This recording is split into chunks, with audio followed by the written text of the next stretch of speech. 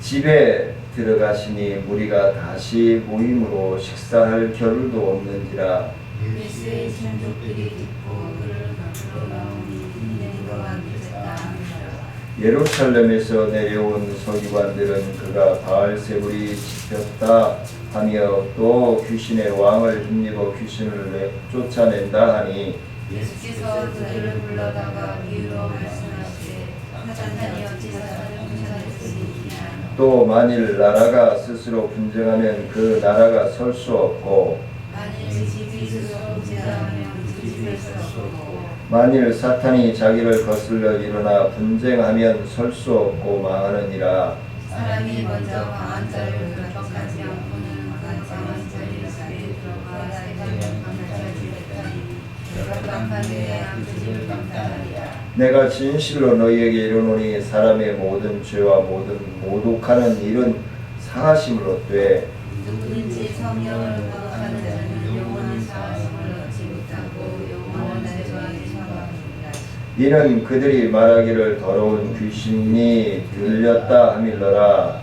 그때 예수의 어머니와 동생들이 와서 밖에서 사람을 위하여 예수를 물으니 무리가 예수를 둘러 앉았다가 여짜오되 보소서 당신의 어머니와 동생들과 누이들이 밖에서 찾나이다.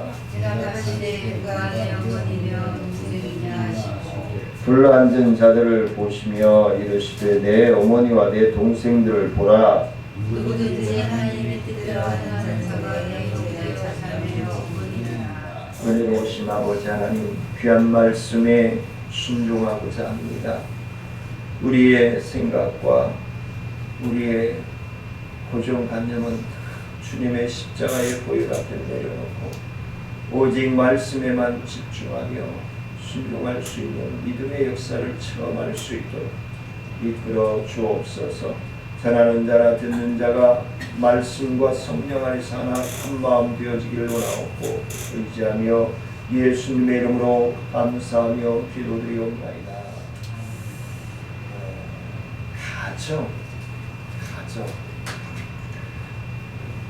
가정이라고 하는 것은 무척이나 소중하고 귀합니다. 그래서 오늘 이제 본문의 31절 이하의 말씀에 보면 이제 가정의 소중함 그리고 하나님의 사역자의 대의에서 예수님이 말씀하시는 모습들이 나옵니다.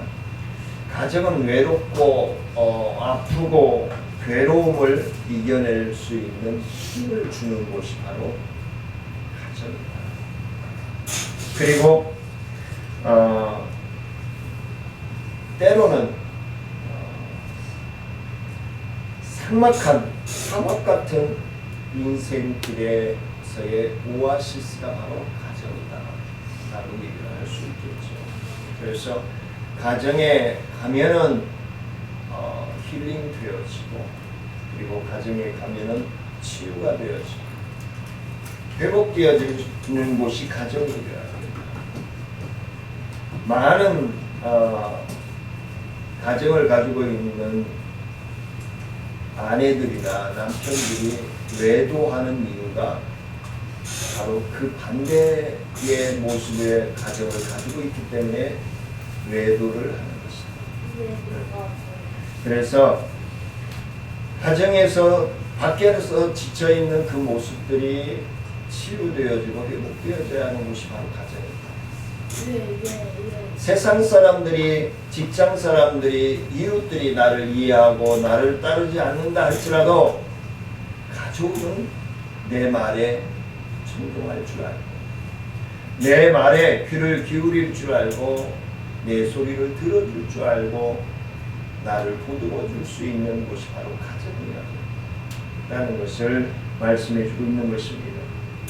신약 성경에서 보면은 예배당이 없을 때, 예배 초소가 없을 때에 바로 1세기 초라고 얘기하죠. 1세기 초라고 얘기하는데 그때 당시에 예배 초소로 사용되어졌던 것이 바로 가정입니다. 가족들이 모여서 하나님 앞에 예배드리는 곳이 바로 가정이다. 그래서 가정교회를 이루기 시작하는 것입니다. 근데 그 가정교회를 이루는 그 시간이 1세기 때부터 한 300년 동안 지속되어집니다. 그리고 그 가정교회에서 연장해서 이제 회당으로 모이기 시작합니다. 우리나라로 얘기하면 마을회관 같은 데 모이고 가정에서 모여서 예배를 드리다가 이제 인원들이 많아지고 그러니까 회당에 모여서 예배를 드립니다. 그래서 이 교회가 생성되어지고 이루어지기 시작하는 것이다. 우리가 중요하게 여겨야 될 것은 하나님이 나의 심령 그리고 우리 청천중앙교회라고 하는 교회의 공동체의 일원들을 기뻐하시느냐, 거기에 목적을 둬야 돼요. 하나님이 나를 보실 때에 기뻐하실 수 있는 삶을 내가 살아가고자 갈급하고 사모하고 있느냐, 거기에 포맷을 맞춰야 돼요.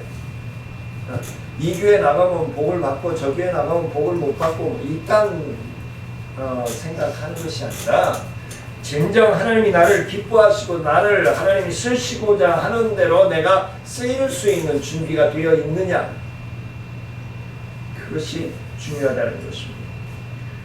그래서 우리들이 오늘 말씀을 함께 나눌 때에 하나님의 뜻을 행할 때에 예수님의 새로운 가족으로서의 일원, 예수님과 함께 호흡하며 예수님의 가족이 내가 되어질 수 있는, 거기에 포맷을 맞추고 오늘 말씀을 함께 나누고자 합니다. 그래서 오늘 말씀의 뜻을 하나님의 뜻대로 행하는 자가 내 형제요 그랬습니다. 혈육이라고 해서 무조건 내 형제요 자매요 내 자녀가 아니라 하나님의 말씀대로 행하는 자, 하나님의 말씀대로 삶을 살아가고자 애쓰고 힘쓰는 자가 바로 예수 그리스도의 형제요 자매가 되어질 수 있습니다. 그리하여 그 첫 번째를 성령을 모독한 죄, 하나님의 형제요 자매가 못 되어지는 그 이유가 바로 성령을 모독하는 죄다. 예수님은 12 제자를 부르신 후에 산에서 내려오셔서 가버나움의 한 집에 들어가십니다. 집에 들어가요. 그 집에 왜 들어갔을까요? 산에서 열심히 땀 흘리고 애쓰며 기도하고 내려오시니까 뭔가 편안하게 쉼을 얻을 수 있는 공간을 찾게 되겠죠. 많은 무리들이 예수님께로 몰려오고 사람이 지을 정도로 예수님한테 달려드니까 예수님은 그들을 가슴에 품고 그들의 아픈 상처들을 끌어안고 기도해주며 그들을 싸매어주고 치료해주시는 분이기 때문에 사람들이 끌려오는 거예요. 예수님은 그들을 섬기시느라고 어떻게 오늘 말씀해 보니까 식사할 시간도 없이 식사 시간을 걸으면서까지 그들을 치유하며 회복하여 노라라고 오늘 본문에 기록하고 있습니다. 그 예수님의 모습을 본 사람들이 뭐라고 했다고요? 미쳤다. 예수님을 미쳤다고 했어요. 미쳤다는 것은 뭐예요? 제정신이 아니라는 거예요. 정신이 제자리에 있지 않고 다른 데 있다고 하는 뜻이에요. 미쳤다라고 하는 단어의 뜻이 제자리에 있지 않고 다른 데에 가 있다라고 하는 거예요. 주변 사람들이 예수님을 미쳤다라고 말하기 때문에 예수님의 가족들까지도 예수님을 비정상적으로 봤어요. 소위 우리가 밖에서 하는 있잖아요. 저 사람 이거 아니야? 근데 예수님이 병을 고치고 식사 시간을 걸으면서까지 병자들을 고치고 기도해 주시는데 그것을 바라본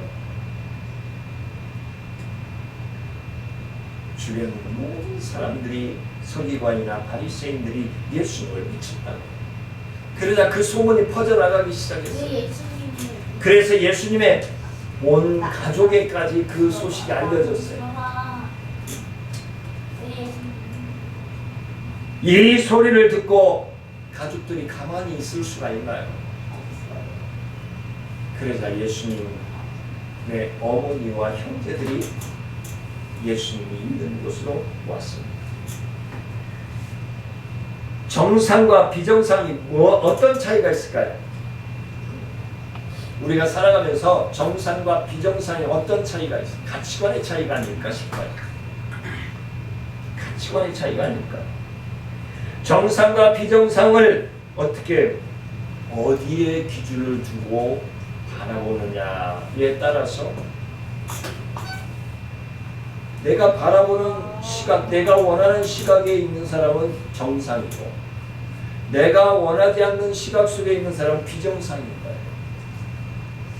그렇지 않나요?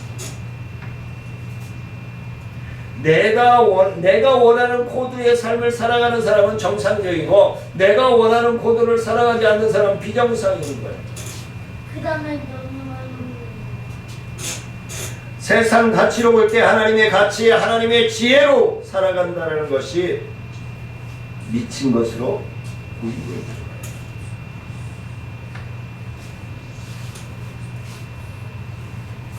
이 말씀을 한번 볼까요?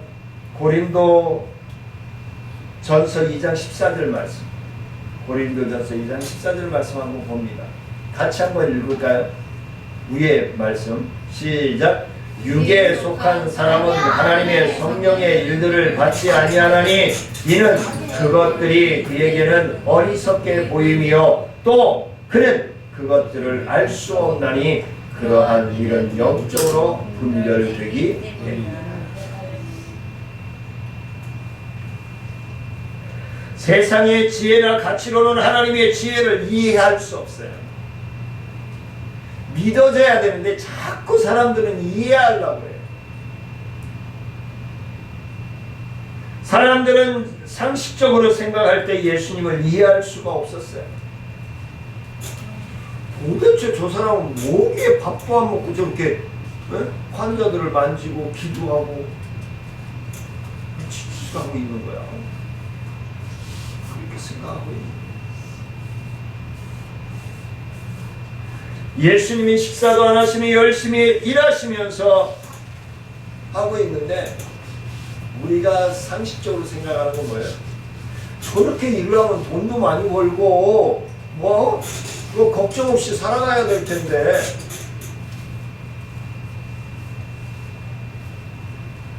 근데 수입이 없어요. 수입이 없어요. 사람들은 아무리 좋게 생각하려 해도 예수님을 이해할 수가 없었어요. 돈도 안 생기고 먹을 것도 안 생기고 왜 저런 미친 짓을 하고 있는 것일까?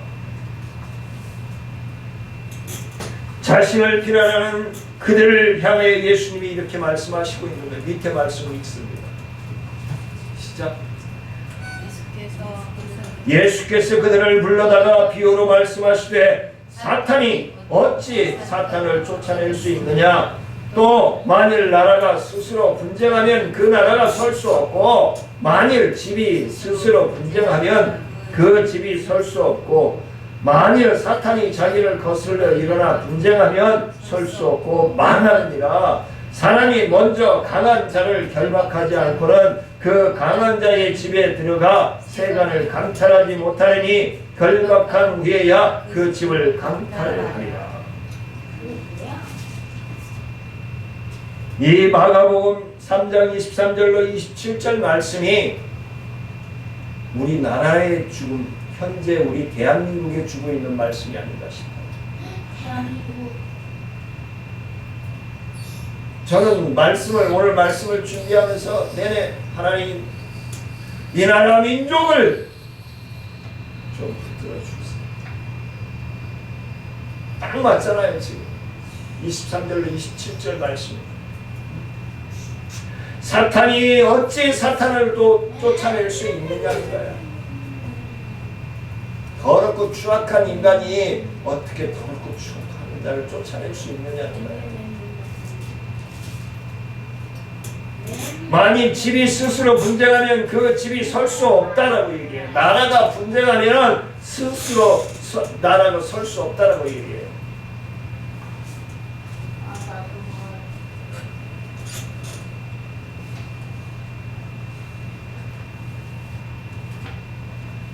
나부터 되돌아보고 나부터 정직하게 쓸 생각을 안 하고 성경이 참 헛된 말이 없어요. 남의 티끌은 보면서 지 대들보는 보지 못하는 어리석은 자, 지혜롭지 못한 자다. 오늘 마가복음 3장 23절로 27절 말씀에서 우리에게 주는 예수님의 비유의 말씀이 어떤 말씀이에요?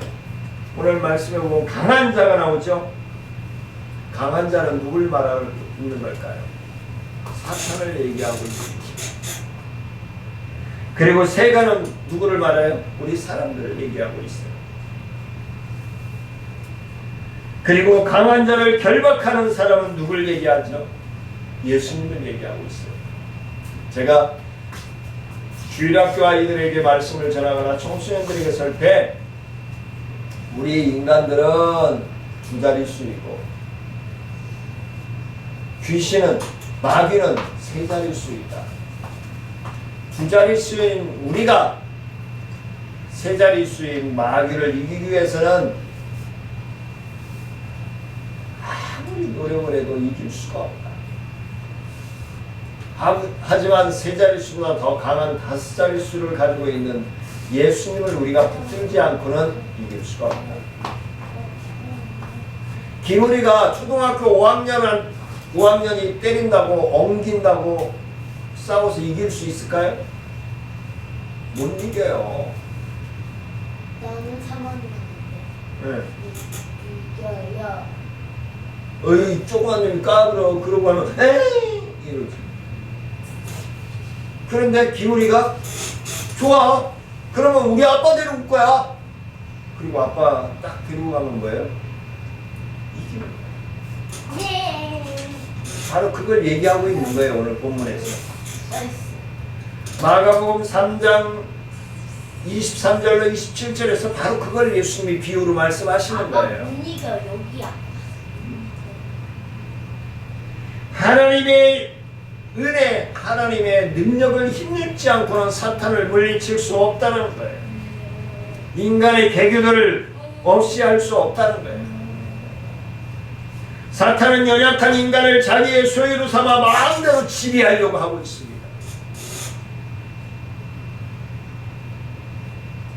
지금 이 나라 대통령처럼 20년 동안 이를 갈고 준비해왔잖아요.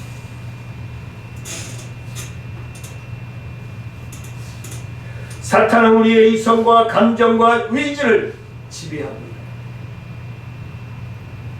그러나 우리가 말씀을 붙들고 기도할 때에 죄의 소욕을 이길 수 있음을 오늘 본문 마가복음 3장 23절로 27절에서 예수님은 우리에게 말씀하고 있는 것입니다. 내 죄를 위해 십자가에서 죽으신 예수님을 바라보는 즉시 죄의 세력이 물러갑니다. 십자가는 사탄의 세력을 이길 힘의 근원이 되어지는 것입니다. 원동력이 되는 것입니다. 이제 예수님은 악에서 비난하는 서기관들 그리고 그들에게 무서운 경고를 하고 있는 것입니다. 오늘 본문 말씀해 보니까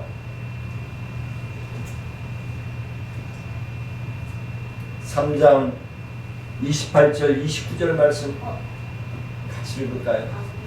시작. 내가 진실로 너희에게 이르노니 사람의 모든 죄와 모든 모독하는 일은 사하심을 얻되 누구든지 성령을 모독하는 자는 영원히 사하심을 얻지 못하고 영원한 죄가 되느니라 하시니.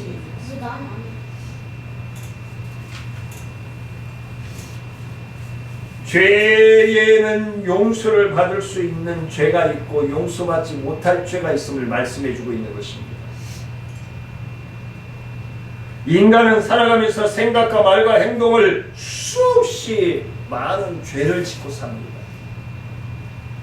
근데 그 죄들 가운데 용서받을 죄가 있고 용서받지 못할 죄가 있다라고 예수님은 말씀하고 있는 것입니다. 인간의 죄 중에 태어나면서 죄 중에서 죄인으로 죽는 인생이에요. 그러나 우리가 스스로 죄인임을 인식하고 진실하게 죄를 고백하면서 예수님의 보배로운 피를 힘입어서 용서받는 삶으로 살아간다면 우리는 하나님의 자녀로서 하나님의 은혜를 입은 자로서 예수님은 어떤 죄를 지었다 할지라도 용서하신다고 말씀합니다. 그러나 용서받지 못할 죄가 있음을 말씀합니다. 이는 성령을 모독하는 죄라고 말씀합니다. 성령을 모독하는 죄는 성령의 역사를 고의적으로 부정하는 거예요. 지난주에도 말씀을 드렸죠. 하나님이 나에게 무언가 감동을 주셨어요. 감동을 주셨으면 그대로 순종해야 돼요. 그때 생각하고 잊어버리면 끝나는 거예요. 저도 간혹 어떤 일을 결정을 해야 되는데 속으로 기도하죠. 그래서 마음에 어떤 결정이 내려지면 그대로 행동하면은 옳게 여겨져요. 옳게 여겨져요. 근데 그 막 갈등을 하다가 마음에 주셨는데 에이 나중에 하지 뭐 그러고 넘기면은 문제가 생겨요. 아마 여러분들도 실생활에서 그런 체험들을 많이 할 거예요. 나만 아나? 그게 하나님과 교제하는 자의 심령이에요. 막 마음에 갈등이 일어날 때 하나님께 눈을 뜨고 하든지 하나님의 어떤 뜻을 분별하고자 간구하면은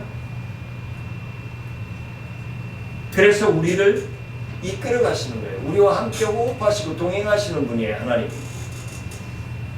고의적으로 회개를 거부한다든가 자꾸 합리화시켜요. 요즘은 거부한다는 것보다도 현대인들은 합리화를 너무 잘 시켜요. 자기와 합리화. 아니 성경의 합리화. 성경의 합리화는 성경이 회개하라면 회개하고 은혜 주시면 은혜 받고 그러는 거예요. 근데 하나님은 사랑의 하나님인데 뭐 이것쯤이야 뭐 용서해 주시겠지 뭐 그러고 얼렁뚱땅 넘기는 거. 하나님은 안 돼요. 진리를 왜곡하는 자, 예수님을 믿는다고 하면서 성령을 모독하는 자, 하나님을 무서운 심판을 받게 될 거예요. 이제 심판의 주만 남았잖아요. 그렇죠? 초림의 주 왔다 가셨죠? 이제 심판의 주만 남았어요. 반드시 성령을 거슬리면, 하나님을 모독하면, 진리를 왜곡하면, 하나님의 영광을 핍박하고 정죄하면 하나님의 심판을 반드시 받을 것입니다. 그게 예수님이 오늘 본문에서 말씀하고 있는 거예요. 두 번째는 예수님의 가족관이에요. 예수님의 가족관. 예수님이 성령을 모독하는 자에게 무서운 경고를 하실 때에 이때 예수님의 어머니와 동생들이 밖에 와서 왔다라고 제자들이 이야기를 해줍니다. 사람을 보내 예수님을 불러내고자 합니다. 그 많은 사람들이 둘러싸여서 말씀을 전하고 있는데 서기관들이나 바리새인들이 미친 사람 취급하니까 그 소문이 어디에 들렸다고요? 가족들한테 들렸어요. 어머니한테 들렸어요. 그 말을 들은 그 소문을 들은 어머니의 심령이 얼마나 아팠을까요? 인간적으로. 인간적인 부분이 지금 드러나고 있잖아요. 영적인 부분이 드러났더라면 아니다.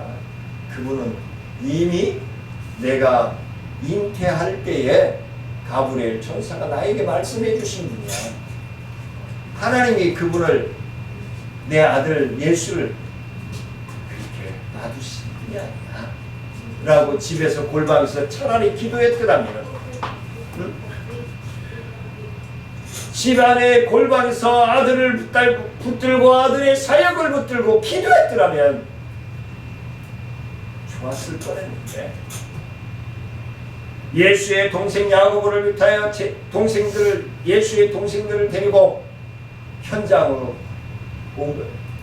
근데 많은 무수한 사람들에게 둘러싸여 있으니까 사람을 시켜서 예수 좀 엄마와 형제들이 왔다라고 좀 전해주시오.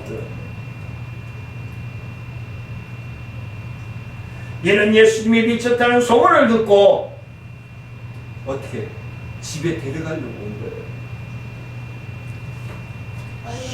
아주 인간적인 모습이잖아요. 그렇죠? 마리아가 그런 부분들이 많았잖아요. 포도주를 만들 때도 그랬고 혼인잔치집에서 그런 부분들이 간혹 들어와요. 무리가 예수님께 가족들이 밖에서 찾고 있다라고 알려줍니다. 피가 끄는 힘은 아마 이번 구정 명절에도 많은 사람들이 체험했을 거예요. 피가 끄는 혈기. 세뱃돈 받으려고 가겠어요? 아니잖아요. 1년에 한 번에서 3번 얼굴 보려고 가는 거예요. 추수하고 소라고. 6시간이면 갈 수 있는 걸 13시간, 14시간, 16시간까지 걸려가면서 가는 거예요. 그게 혈기죠. 그게 혈기. 그런 가족이 예수님께 찾아온 거예요. 너무 안타까우니까. 아니 멀쩡한 우리 아들을 미친 사람 취급하는데 어느 가족이 가만히 있겠어요. 이때 예수님의 대답이 나옵니다.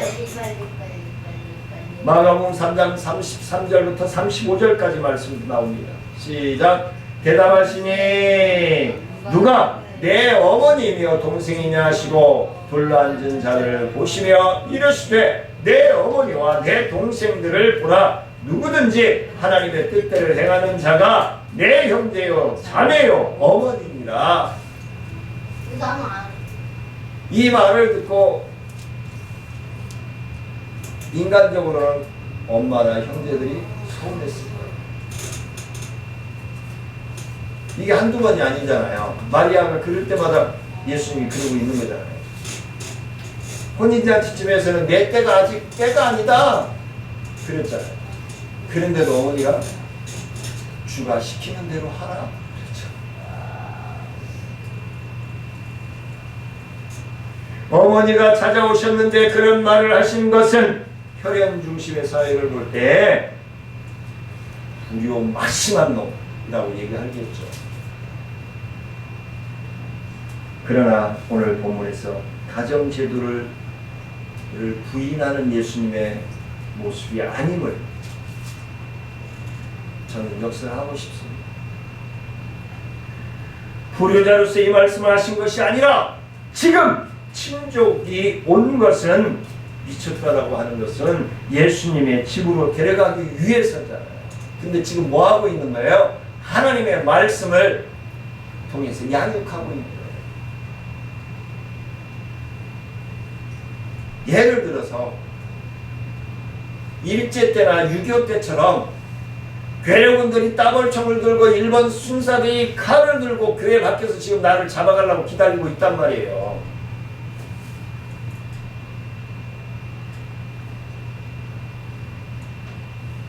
교회 문 열어주겠어요? 안 열어주죠. 지켜야죠. 그게 성도들이죠. 예배를 하나님 앞에 예배드리는데 예배를 방해하는 것을 용납하실 겁니까? 아니에요. 용납해서는 안 돼요. 지금 이 정부가 기독교를 탄압하고 있어요. 이제 좀 있으면 길거리에서 전도도 못해요. 예수 믿으라고 전도하면 잡아가요. 지금 그 법안을 통과를 시키고 있잖아요.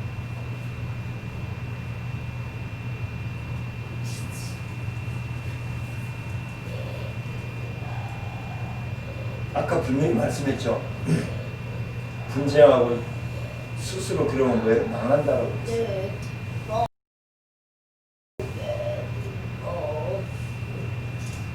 이 괴질이 중국에서 넘어왔지만 세계로 다 흩어지고 있지만 안 들어간 것도 있잖아요.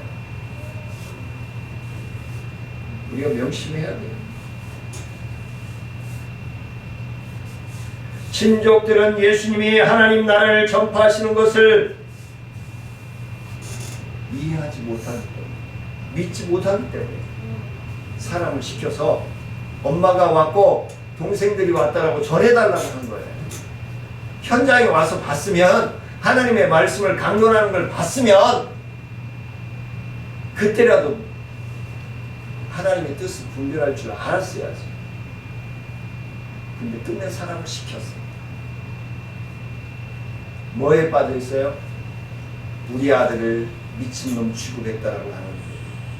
깊이 마음이 쏠려 있는 거예요. 그리고 이 공간을 우선 벗어나게 해야 되겠다라는 생각이 빠져 있는 거예요. 어머니와 그 형제들이 빠져 있는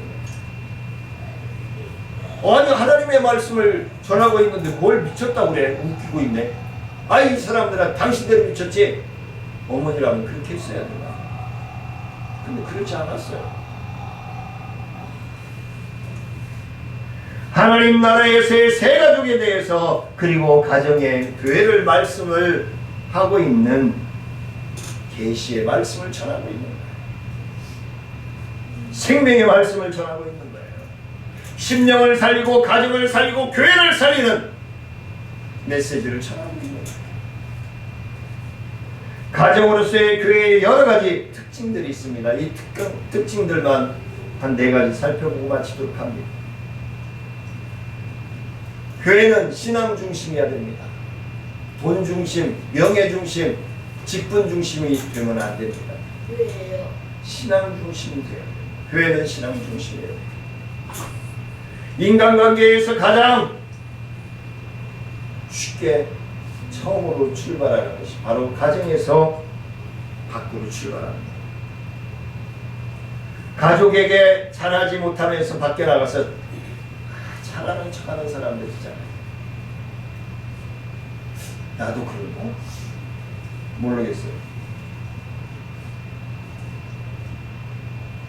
밖에서는 잘하는데 가정에 와서 개판으로 사는 사람들 있죠. 바람 피우고 돈 쓰고 다니고 명예질하고 다니고, 그러면서 집에 와서는 마누라 폭력하고 애들 폭력하고, 지지도 못난 인간들이다.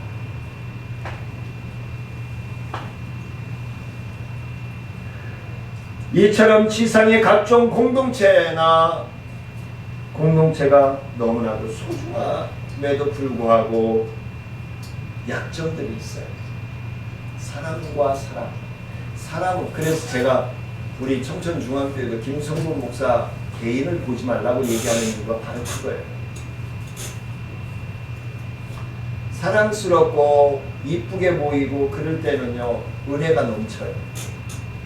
근데 왠지 내가 속이 상하고 밉게 보이고 멍청하게 보이고 별꼴로 보이고 그럴 때는요 은혜가 안 돼. 그건 누구나 마찬가지. 그래서 하나님이 뭘 세워요? 그래서 교회를 세워요. 예수 그리스도의 이름으로 세워집니다.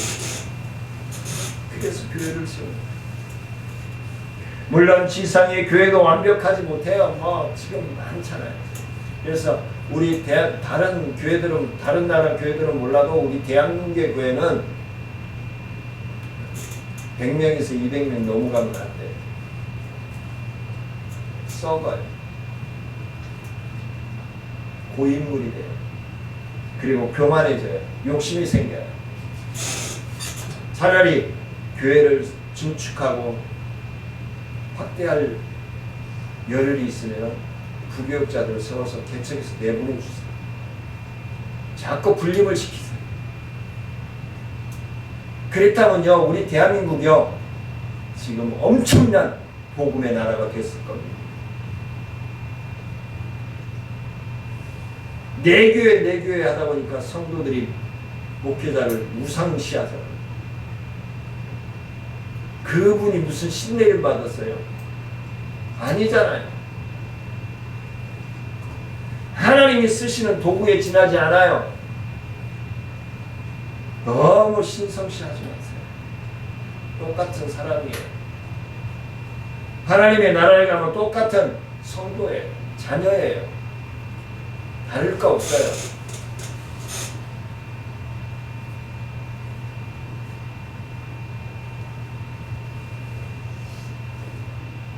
그러나 하나님 나라의 교회는, 이 지상 우리가 눈에 보이는 교회들은 완벽하지가 않아요. 돈을 쫓고 있고요, 명예를 쫓고 있고요, 물론 하나님의 말씀을 쫓는 교회도 있고, 사랑을 실천하는 교회도 있고, 하나님의 뜻을 분별하여 감당해 나가려고 하는 교회들이 많이 있어요. 한데 그 외적으로 더 큰 일을, 가정으로서의 교회는 강한 믿음의 파워가 있어야 돼요. 그걸 예수님이 말씀해 주고 있는 거예요. 따라서 가정으로서의 교회는 하나님의 뜻대로 행하는 신앙 중심이어야만이 한다는 것을 말씀해 주고 있는 것입니다. 두 번째는 교회는 예수 중심이어야 됩니다. 교회 안에 예수가 빠지면 그건 교회가 아니에요.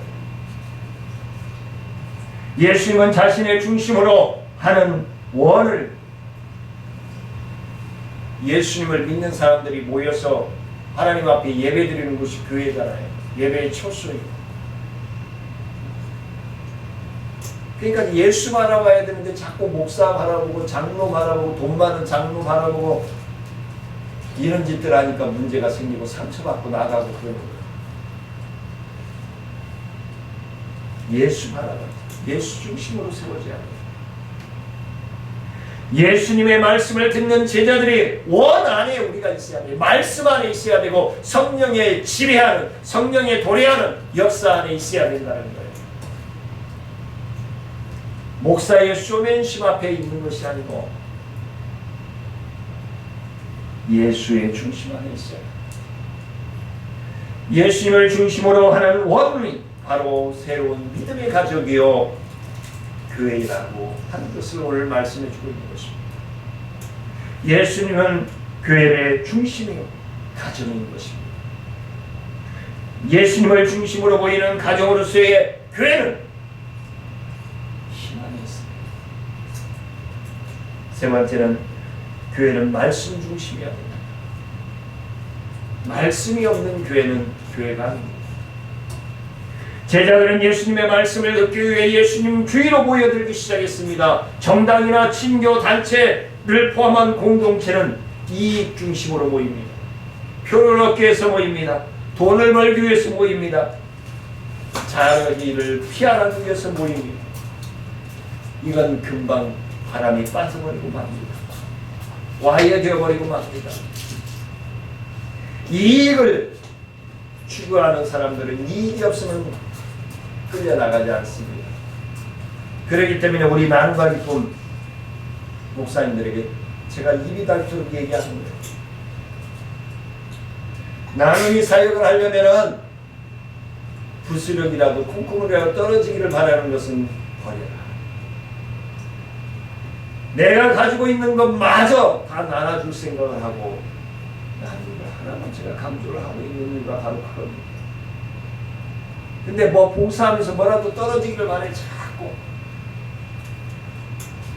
그런 사람은 오래 못 가요. 뭐나 좀 생길 줄 알고 왔는데 없네? 그러고 가요. 그런 사람은 생명력이 없어요. 사도행전 2장 42절 말씀입니다. 왜 이 말씀을 하는지 한번 읽어볼까요? 시작. 그들이 사도의 가르침을 받아 서로 교제하고 떡을 떼며 오로지 뭐 아니라 기도하기를 힘씁니다. 여기서 힘쓴다라고 하는 것은 헌신을 다짐하고 있는 거예요. 헌신을 뜻하고 있는 겁니다. 그들은 사도로부터 배우는데 헌신하고 있음을 말씀해 주고 있습니다. 그들은 배우는데 시간을 들였습니다. 그들은 배우는데 물질을 들였습니다. 그들은 배우는데 자신의 마음을 들였습니다. 성령에 충만한 그들은 더욱 열심히 사도로부터 배우고 모여들기 시작했습니다. 말씀을 중심으로 모이는 것이 바로 가정으로서의 교회임을 말씀해 주고 있는 것입니다. 예수님의 가족과는 창조주이신 하나님 아버지로 모시기 때문에 모든 계층, 모든 종족을, 나라를 초월하는 것입니다. 말씀을 맺으려고 합니다. 예수님은 성령을 모독하는 자에게 영원히 죄사함을 받을 수 없다라고 말씀합니다. 그리고 예수님은 누구든지 하나님의 뜻대로 행하는 자가 내 가족이라고 말씀합니다. 내 형제요 자매라고 말씀합니다. 예수님은 제자들을 새 가족으로 삼으시고 귀히 여기시고 보호하시며 사랑하셨습니다. 그렇다면 예수님의 육신의 부모와 형제들과의 관계를 끊으신 것인가? 아닙니다. 우리가 어디서 볼 수 있어요? 예수님이 십자가상에 달려있을 때 장남으로서 있었는데 자기가 이제 십자가 처형을 당하니까 남은 생에 어머니를 동생들에게 부탁하잖아요.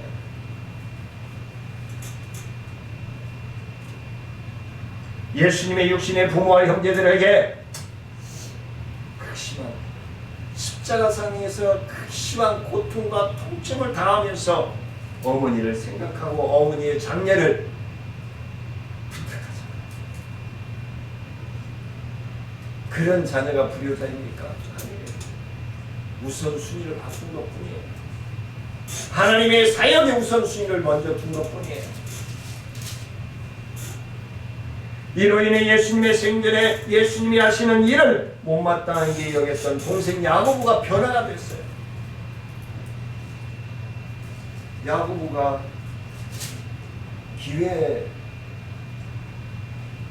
기회주의자가 아닌 기회주의자였어요. 예수님이 그렇게 사역을 감당함에도 불구하고 예수님을 진실로 믿고 따르지 않았어요. 어머니가 미친놈 소리 듣는 형을 데리러 오자라고 가면은 지는 제자들과 같이 따라다니면서 봤으니까 아유 어머니 왜 그러세요? 형님은 하나님으로서 오시고 하나님 말씀을 강론하는데 우리가 가면 뭐해요? 우리는 여기서 그냥 기도해요. 했으면 좋잖아요. 근데 쪼르륵 따라갔잖아요. 근데 예수님이 십자가상에 죽으시고 부활하시고 마가, 누가, 요한의 다락방에 모여서 성령의 충만함을 받고 이 야고보가, 동생 야고보가 예루살렘 총회의 일원으로서 큰 사역을 감당합니다. 동생을 변화시킨 거예요. 예수님의 그 효심을 통해서 하나님께 우선순위를 두고 사역을 감당하는 그 모습에 야고보가 감동하는 거예요. 그리고 변화를 받은 거예요. 우리는 믿지 않는 부모님과 가족들을 위해 기도하면서 그들에게 전도하는 2020년도가 되시기를 주의 이름으로 축원을 드립니다. 은혜로우신 아버지 하나님 감사합니다. 저희들의 부족함을 붙들어 주시고 세워주시고 동행하시고 영광 받아주셔서 내 중심에 있는 믿음의 교회가 가정의 교회가 되게 하시고 우리 청천 중앙교회가 되어질 수 있도록 하나님 역사하시고 인도하여 주옵소서. 감사드리며 예수님의 이름으로 기도드리옵나이다. 우리 주 예수 그리스도의 은혜와 하나님의 크신 사랑과 성령님의 교통하심과 무한하신 은혜와 능력의 역사가 하나님의 뜻을 분별하여 순종하기를 원하여 나아가는 사랑하는 성도들 위해 가족 위해 이제로부터 영원토록 함께할지어다.